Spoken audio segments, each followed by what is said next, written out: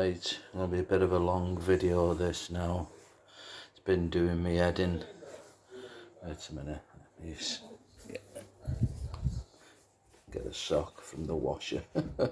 Just cleaning all this down here, getting all the oil out of the bloody oil. Because that doesn't have a rubber seal around it, it just seeps down past the bar and goes everywhere. Anyway, that's not the problem.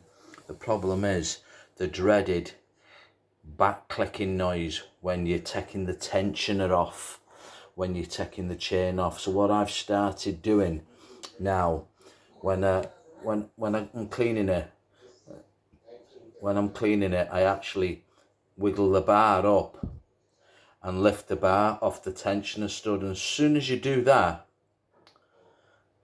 the cogs meet up better and you can twiggle it in anyway. Here it is, right, there it is. There's the tensioner, right. This comes through the cover and touches that. The problem is when there's loads of pressure, on this, when you come to untension, it goes click, click, click, click, because then if you keep doing it and doing it, eventually you'll wear the teeth off because it's not touching. Now watch. Now there it is. It's moving there up and down, dead easy. And there's not a problem with tensioning the chain. It's when you come to take the chain off, there's that much tension on it because it's most probably hot as well and it's tight. When you go to undo this screw here, it goes. That's because the cogs are not touching proper, because the whole design fault is absolutely garbage. It's dewalt, but nearly all these parts are made by Black & Decker and Stanley. It's not dewalt anymore, no matter what they say, and it seems to be a lot of dewalt chainsaws are all having this problem. There's the cover, so this is what you'll see if you not brave enough to take it apart. That slides down there and you don't see none of that. So basically what happens is the tensioner moves up and down, but when you put your finger on there, there's play in that, and that should be tight up. That cog should be tight up against there. And what the problem is, let me just put some light on. What the problem is, you'll see now when I show you there now, right, is that there, where that sits inside there. For me, there should be a little washer there that won't go past the threads, right, and keeps it in that position. If it's kept in that position all the time, there won't be a problem with you taking it. See how it wasn't moving then, and then it's not moving now. It's because the gear is, look at the play in that. What a stupid design. What an absolute stupid design. The rod should either be bigger, but what I think it wants there is a C-clip, or maybe just a washer.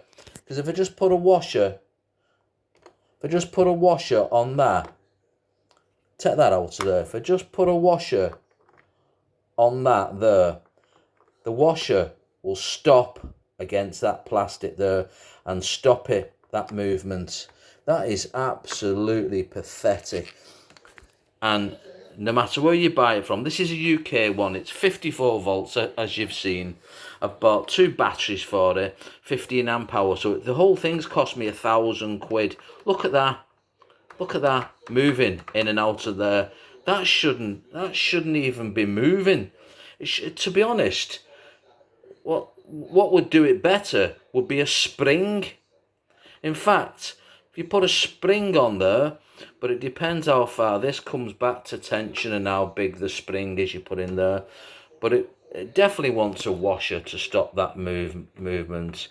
It's nearly 11:15 at night now here in the UK, and I've had this apart twice today trying to suss out what I can do. But I've just found a little post in America of look at that play, and that's what the problem is. The gears are not touching, and that's what the grinding noise is. But when you tension it, push it forward, there's tension on it, but when you come to do it back, it pulls back and it pulls out.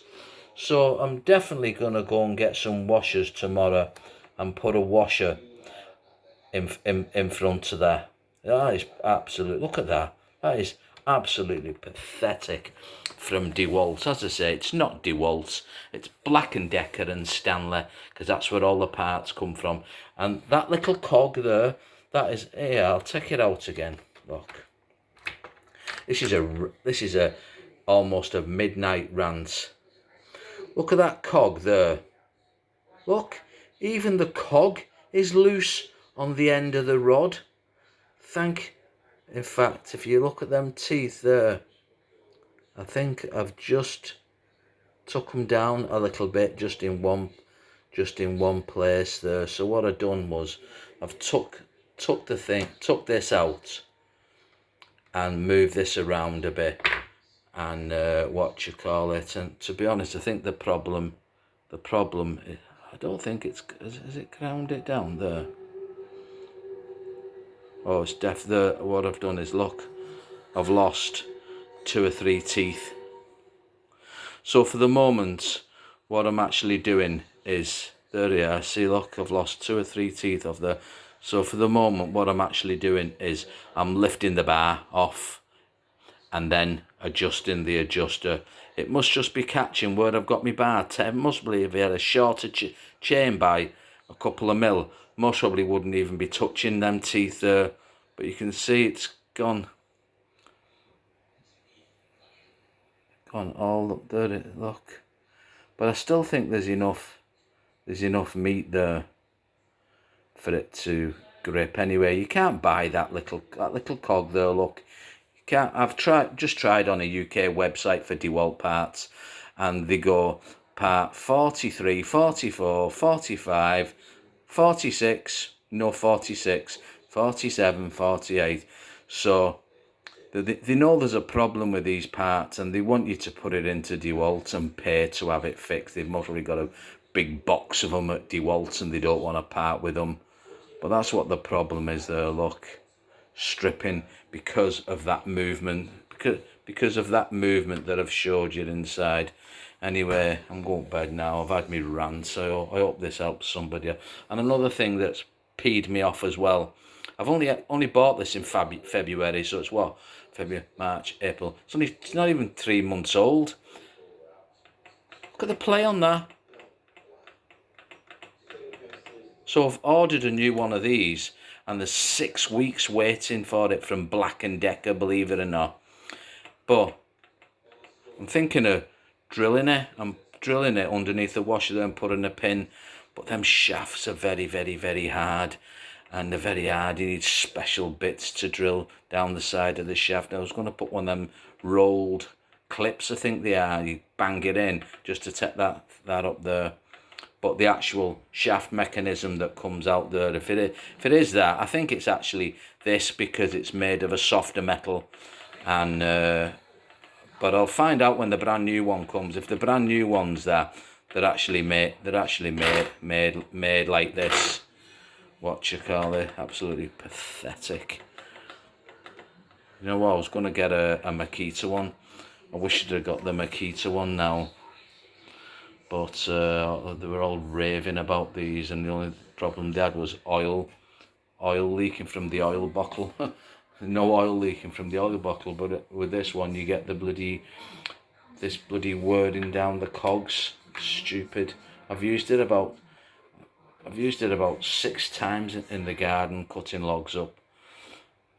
Anyway, so I hope this helps somebody else. It's that little cog. Look, there it goes, look.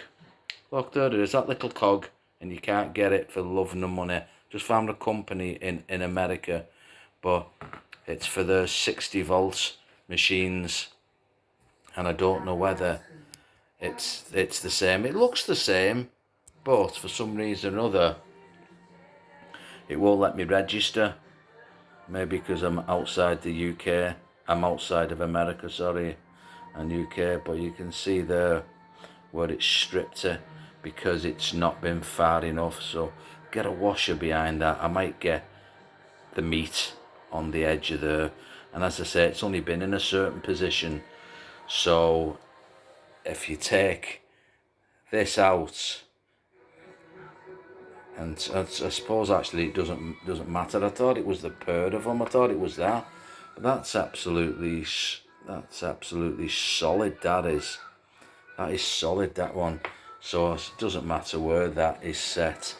It's gonna come to a part where you tension your chain, and it's on them 3 or 4 pieces. It's on them 3 or 4 pieces that are missing. So I'll be me awake all night worrying about me chain tension. But yeah, if I could just get them parts. That rod there is £2.99. That bar £3.99. That £2.99. That little cog, you can't buy it for love nor money. But I'm hoping I'm going to email this American company on Monday and see. But look at that. It's even moving, look. Doesn't it? You only twiggle it. It's not even spinning like a drill or anything like that. And look at the quality. Look at the quality of that from dewalt. Or I should say Black & Decker. Anyway, that's me done. And that's your clicking problem when you go to untension. So what I've started doing now is I